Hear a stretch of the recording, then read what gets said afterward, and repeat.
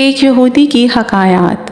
حضرت ابن عباس رضی اللہ عنہ فرماتے ہیں کہ شام میں ایک یہودی رہتا تھا۔ وہ ہفتے کے دن تورات کی تلاوت کیا کرتا تھا۔ ایک دفعہ تورات کھولی تو اس نے 4 مقامات پر حضور نبی کریم صلی اللہ علیہ وآلہ وسلم کی تعریف دیکھی۔ یہودی نے وہ جگہ کاٹ کر جلا دی۔ اگلے ہفتے پھر تورات کھولی تو 8 جگہ پر حضور صلی اللہ علیہ وآلہ وسلم کی نعت اور تعریف کا ذکر پایا۔ اس نے یہاں سے بھی کاٹ کر جلا دیا۔ تیسرے ہفتے تورات کھولی تو یہی ذکر 12 جگہ پر موجود پایا۔ یہودی سوچ میں پڑ گیا کہ اگر یوں ہی میں کاٹتا رہا تو ساری کی ساری تورات ان کے ذکر سے بھر جائے گی۔ اپنے ساتھیوں سے پوچھنے لگا، حضرت محمد صلی اللہ علیہ وآلہ وسلم کون ہیں؟ ان کے ساتھیوں نے بتایا، وہ ایک جھوٹا شخص ہے، معاذ اللہ، بہتر بات یہ ہے کہ تو اسے نہ دیکھ۔ یہودی کہنے لگا، موسیٰ علیہ السلام کی تورات کی قسم، مجھے ان کی زیارت سے نہ روکو۔ ساتھیوں نے اجازت دے دی۔ وہ اپنی سواری پر سوار ہو کر دن رات منزل در منزل چلتا رہا۔ مدینہ طیبہ کے قریب پہنچا تو سب سے پہلے حضرت سلیمان فارسی رضی اللہ عنہ سے ملاقات ہوئی۔ ان کو بہت خوبصورت دیکھ کر سمجھا کہ شاید محمد صلی اللہ علیہ وآلہ وسلم ہیں، حالانکہ آپ کو اس دنیا سے سفر کیے 3 دن گزر چکے تھے۔ حضرت سلیمان فارسی رضی اللہ عنہ اس بات سے روئے اور کہا، میں تو ان کا خادم ہوں۔ وہ بولا، آپ کہاں ہیں؟ آپ رضی اللہ عنہ سوچنے لگے کہ اگر وصال کی خبر سناتا ہوں تو واپس ہو جائے گا، اگر یہ کہہ دوں کہ موجود ہیں تو جھوٹ ہوگا۔ بلا آخر کہنے لگا کہ میں تجھے حضور صلی اللہ علیہ وآلہ وسلم کے صحابہ کے پاس لے کر چلتا ہوں۔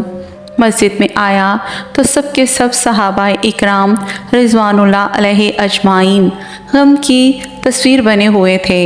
یہودی یہ سمجھ کر کہ حضور صلی اللہ علیہ وآلہ وسلم ان میں موجود ہیں، کہنے لگا، السلام علیکم۔ محمد صلی اللہ علیہ وآلہ وسلم کا کلمہ پڑھا، جیسے تمام صحابہ میں گوہرام مچ گیا۔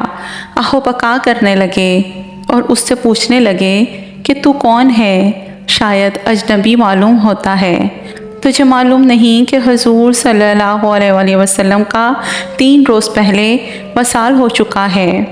یہ سن کر وہ یہودی چیخنے لگا کہ ہائے میرا غم، ہائے میرے سفر کی ناکامی، اے کاش میری ماں نے مجھے نہ جنا ہوتا، اگر جن ہی دیا تو کاش میں تورات نہ پڑھتا، وہ بھی پڑھ لی تو کاش میں حضور صلی اللہ علیہ وآلہ وسلم کی تعریف نہ پڑھتا، اور یہ بھی پڑھ کر دیا تو مجھے آپ کی زیارت نصیب ہو جاتی۔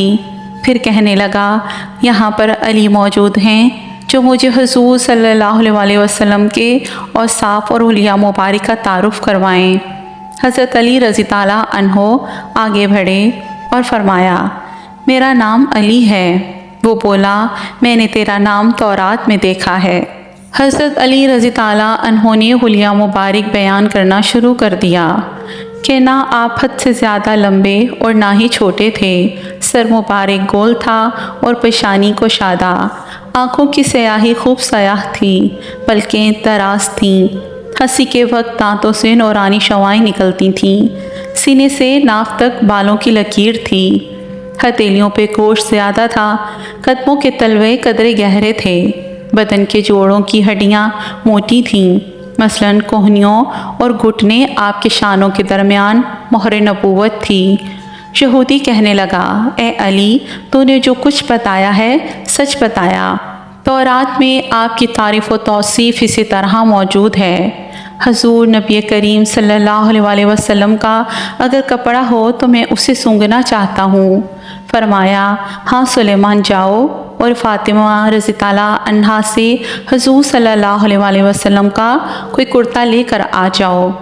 حضرت سلیمان فارسی رضی اللہ عنہ دروازے پر آئے اور آواز دی، اے فخر الانبیاء کے دروازے۔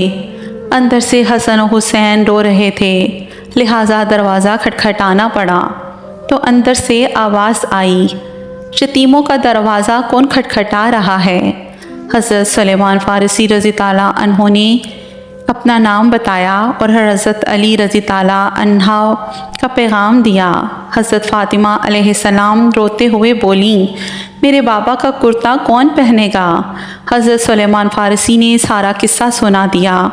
آپ نے کرتا نکال کر لائیں جو 7 جگہوں سے کھجور کے ریشوں سے سلا ہوا تھا۔ حضرت علی رضی تعالیٰ عنہ نے اسے پکڑ کر سونگھا، پھر دوسرے تمام صحابہ نے سونگھا۔ اس کے بعد یہودی اسے پکڑ کر سونگھنے لگا اور کہنے لگا، واہ، ایسی خوشبو تو میں نے آج تک نہیں دیکھی تھی۔ اس کے بعد یہودی قبر شریف پر حاضر ہوا، آسمان کی طرف سر اٹھا کر کہنے لگا، اے اللہ، میں گواہی دیتا ہوں کہ تو واحد ہے، یکتا اور یگانہ ہے، کائنات تیری نیاز مند اور تو بے نیاز ہے، اور میں یہ بھی گواہی دیتا ہوں کہ تیرے حبیب نے جو کچھ فرمایا میں اس کی تسبیح کرتا ہوں اور ان پر ایمان لاتا ہوں۔ اے اللہ، اگر میرا اسلام تیری بارگاہ میں قبول ہے تو میرے پروردگار میری روح کو قبض کر دے، مجھے موت دے دے۔ یہ کہہ کر بس آدمی نے وہیں اپنی جان دے دی۔ حضرت علی علیہ السلام نے اسے غسل دیا اور جنت البقیع میں دفن کروا دیا۔ حضور نبی پاک صلی اللہ علیہ وسلم پر لاکھوں درود اور ان کے غلاموں پر لاکھوں کروڑوں سلام۔ امید کرتی ہوں کہ آج کی ویڈیو آپ کو پسند آئی ہوگی۔ اگر ویڈیو آپ کو پسند آ جائے تو لائک اور شیئر کمنٹ ضرور کر دیجیے گا۔ جزاک اللہ۔ اللہ سبحانہ و تعالی ہمارے ہدایت کے راستے پہ رکھے، ہمارے دلوں کو قلب سلیم عطا کرے، ہمیں قرآن پاک اور حدیث پہ چلنے کی توفیق عطا کرے۔ آمین یا رب العالمین۔